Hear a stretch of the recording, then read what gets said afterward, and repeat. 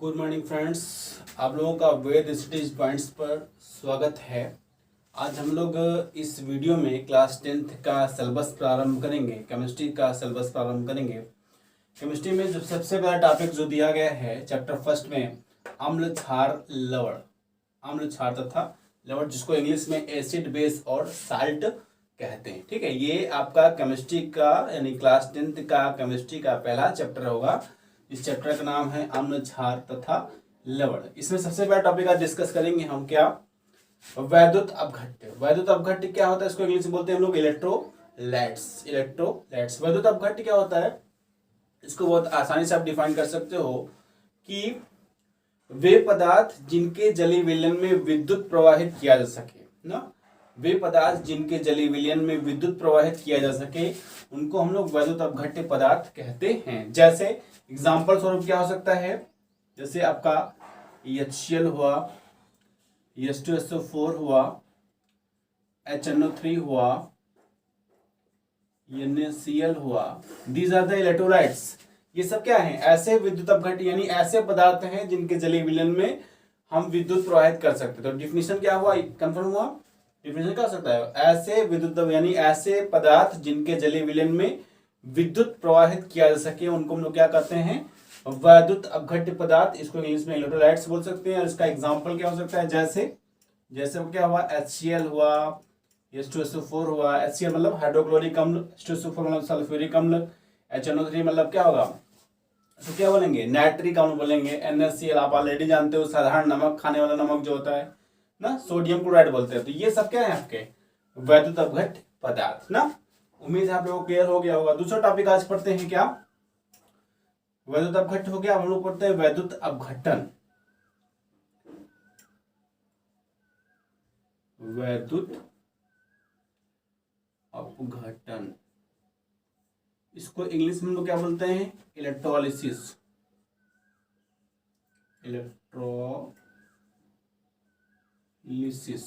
Electrolysis ना, वैद्युत अपघट्य। वैद्युत अपघटन कंफर्म हो गया ना। अब आगे क्या पढ़ेंगे हम लोग, वैद्युत अपघटन। वैद्युत अपघटन क्या कर सकते हैं कि वे विद्युत अपघट्य पदार्थ यानी ऐसे विद्युत अपघट्य पदार्थ जिनके जलीय विलयन में, यानी वे विद्युत अपघट्य पदार्थ जिनके जलीय विलयन में विद्युत प्रवाहित करने पर उनका अपघटन हो जाता है, उनका अपघटन हो जाता है, उनको हम लोग क्या कहते हैं, वैद्युत अपघटन। यानी इस क्रिया को हम लोग क्या बोलते हैं, वैद्युत अपघटन ना। डिफरेंस क्लियर हुआ कि वे विद्युत अपघट्य पदार्थ जिनके जलीय विलयन में विद्युत प्रवाहित करने पर उनका अपघटन हो जाता है, इस क्रिया को हम लोग क्या कहते हैं, वैद्युत अपघटन। इसको इंग्लिश बोलते हैं इलेक्ट्रोलिसिस। इसको वियोजन भी कहा सकता है ना। ठीक है, उम्मीद है आप लोगों को डेफिनेशन क्लियर हो गया होगा। जैसे आपको पता है, जैसे एक एग्जांपल देखा जाए, जैसे क्या है, अगर HI की बात करें, 2HI, ये जब आपस में टूटते हैं तो क्या बनता है आपका, H2 प्लस I2। ठीक, और एग्जांपल क्या सकते हैं, जैसे आप ले सकते हो HCl। जैसे क्या, HCl जब टूटेगा तो क्या बनेगा, H प्लस और Cl माइनस। ठीक, इस तरह से आप NaOH भी ले सकते हो, जैसे NaOH जब विघटित होगा तो क्या बनाएगा, Na प्लस और OH माइनस। तो डिफिनेशन क्लियर हो ना कि ऐसे विद्युत अपघट्य पदार्थ जिनके जलीय विलयन में विद्युत प्रवाहित किया जा सके, या ऐसे विद्युत अपघट्य पदार्थ जिनके जलीय विलयन में विद्युत प्रवाहित किया जा सके उनको क्या कहते हैं हम लोग, वैद्युत अपघट्य पदार्थ कहते हैं। ठीक, दूसरा टॉपिक क्या है, वैद्युत अपघटन। इसका डिफिनेशन क्या होगा कि वे विद्युत अपघट्य पदार्थ जिनके जलीय विलयन में विद्युत प्रवाहित करने पर उनका वियोजन हो जाता है या वो अपने अणु में टूट जाते हैं, इस क्रिया को हम लोग क्या करते हैं, विद्युत अपघटन। इसका एग्जांपल क्या हो गया, ये आपका। ठीक, इसका थोड़ा सा चाहे आप नोट्स बना लीजिए, चाहे आप इसका स्क्रीनशॉट ले सकते हैं, ले लीजिए स्क्रीनशॉट। ठीक, उम्मीद है आपने इसका स्क्रीनशॉट ले लिया होगा। चलिए आगे टॉपिक बात करते हैं।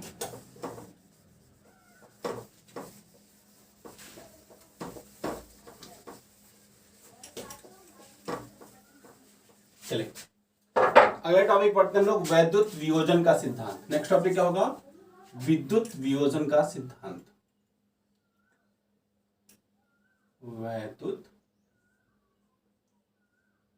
वियोजन का सिद्धांत।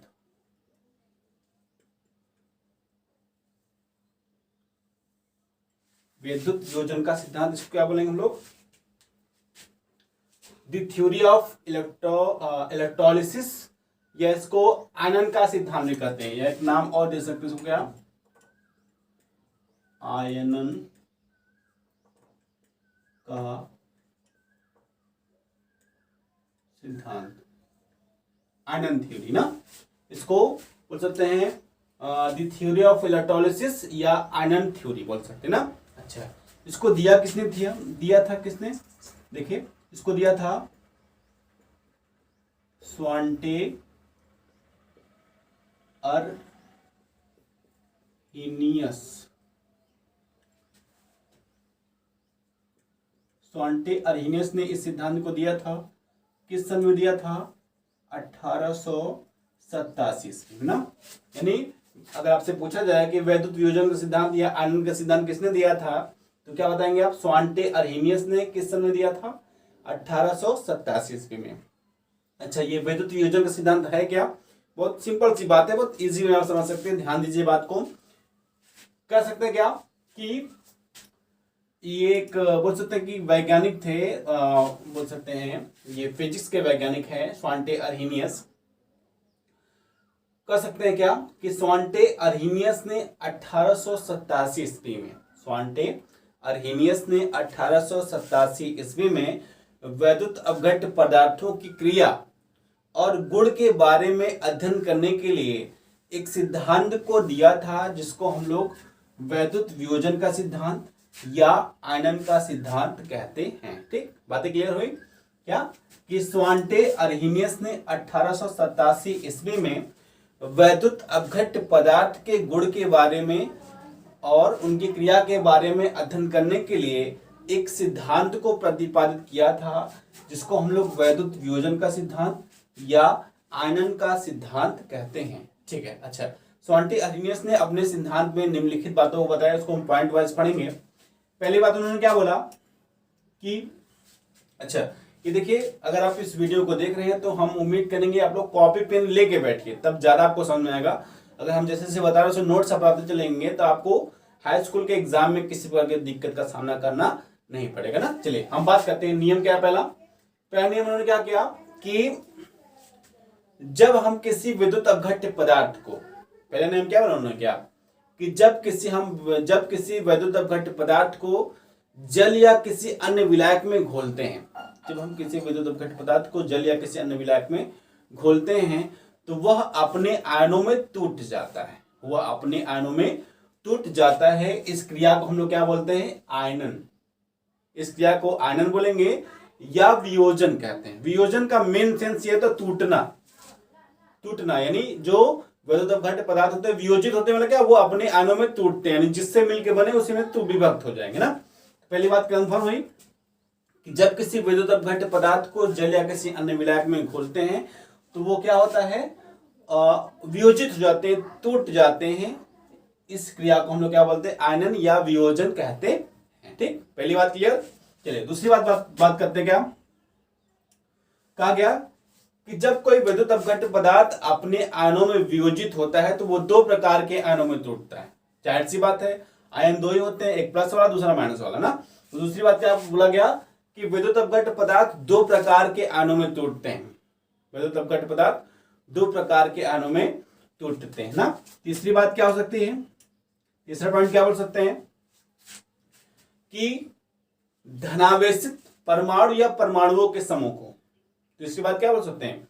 धनावेशित परमाणु या परमाणुओं के समूह को धनायन कहते हैं। धनावेशित परमाणुओं और परमाणु या परमाणुओं के समूह को धनायन कहते हैं। और चौथी बात क्या बोल सकते हैं?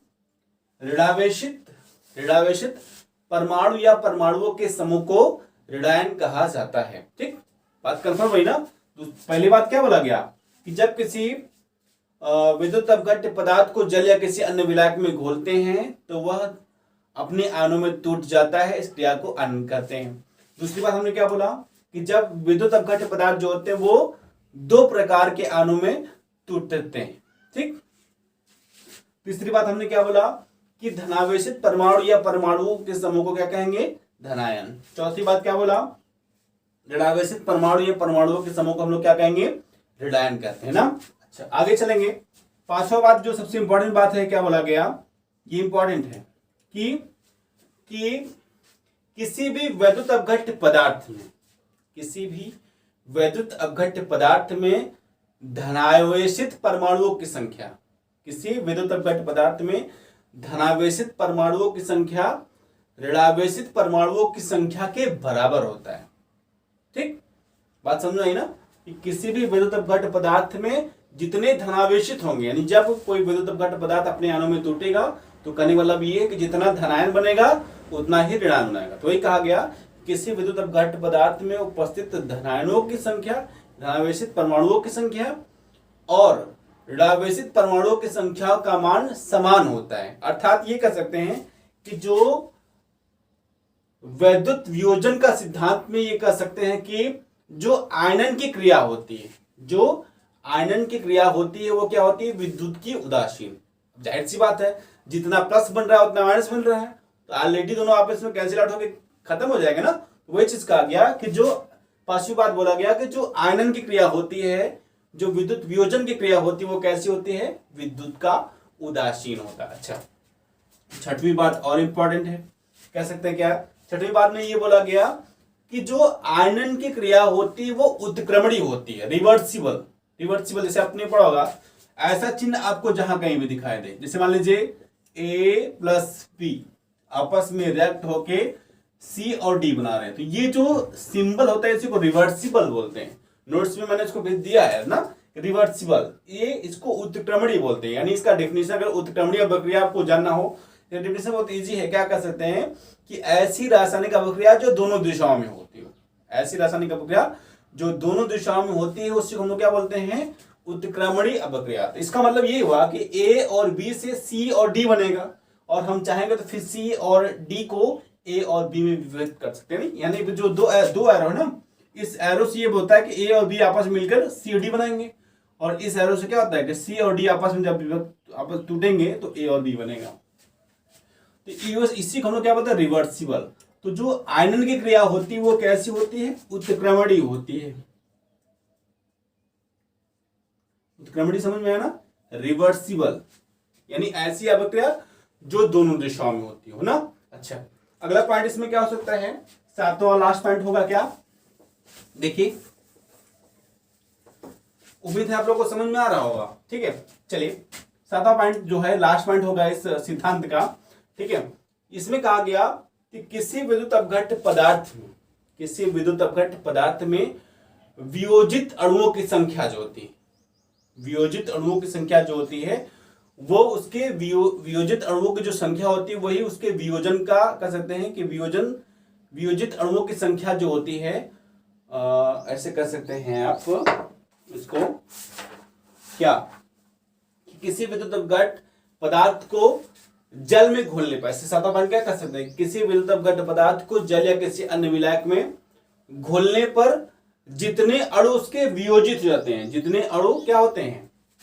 वियोजन मतलब जितने अणु टूट जाते हैं वही उसके क्या होते हैं? उसी को हम लोग क्या करते हैं? उस कह सकते हैं उसके वियोजन की मात्रा कहते हैं उसको, मतलब कन्फर्म कर सकते हैं। कैसे? क्या कि जब किसी विद्युत अपघट्य पदार्थ को जल या किसी अन्य विलायक में घोला जाता है तो जितने अणु वियोजित होते हैं, जितने अणु क्या होंगे? आपस में टूटेंगे। ठीक, वही क्या हो जाएगी? उस विलयन की वियोजन की मात्रा कही जाएगी ना। अर्थात क्या बात समझ में आई? जिसे इसको हम इस प्रकार से लिख सकते हैं क्या? अगर हमको वियोजन की मात्रा ज्ञात करनी है क्या लिखेंगे? वियोजन की मात्रा इज इक्वल टू विलयन में वियोजित अणुओं की संख्या। क्या लिख सकते हैं? आयनों में वियोजित अणुओं की संख्या सकते हैं। आयनों में वियोजित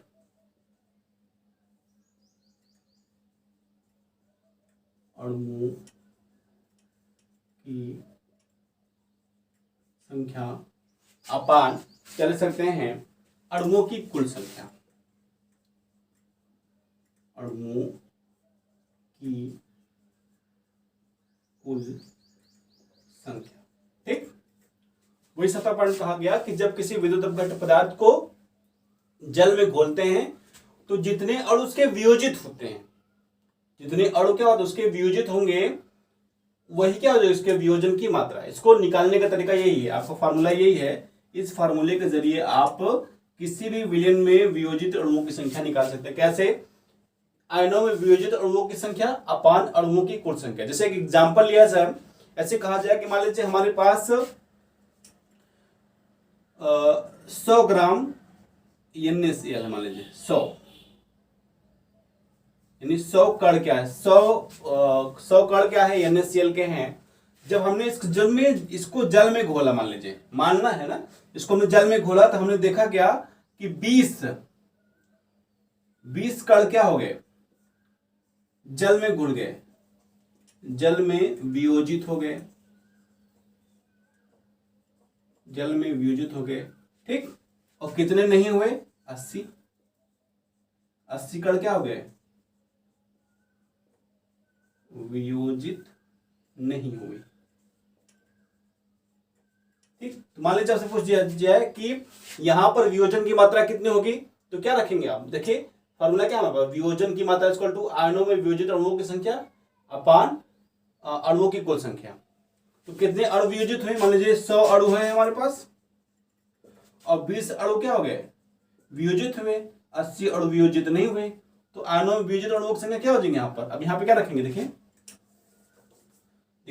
वियोजन की मात्रा इक्वल टू क्या हो जाएगा, आयनों में वियोजित अणुओं की संख्या कितनी हो जाएगी, 20, यानी 20 अणु वियोजित हुए और कितने नहीं हुए। ठीक, अपन क्या है लिखा, अणुओं की कुल संख्या, कुल संख्या कितनी है, 100। ठीक, भाग दे देंगे, कितना आएगा, 20 सिक्का 20, 20 पंचे 100, यानी 1/5। इसको और भाग देंगे तो लगभग आपका आ जाएगा 0.5 दूनी का 10, इतना आ जाएगा। तो यानी वियोजन की मात्रा इक्वल टू कितना हो जाएगा, 0.2, ये आ जाएगा आपका। ठीक, तो ये आपका पहले चैप्टर का वीडियो था जिसमें हमने वियोजन आपको विद्युत वियोजन का सिद्धांत या आयनन का सिद्धांत बताया। ठीक है, यहीं पे वीडियो को रोकते हैं, फिर आगे नेक्स्ट वीडियो में मिलेंगे। अच्छा, उम्मीद है अगर आप लोग को ये वीडियो अच्छा लगा हो, हेल्पफुल लगा हो, तो आप इस वीडियो को या इस चैनल को सब्सक्राइब कर लीजिए। ठीक है, ताकि आगे आपको और सारे वीडियो आपको मिल सके। ठीक है, okay, thank you, thanks a lot.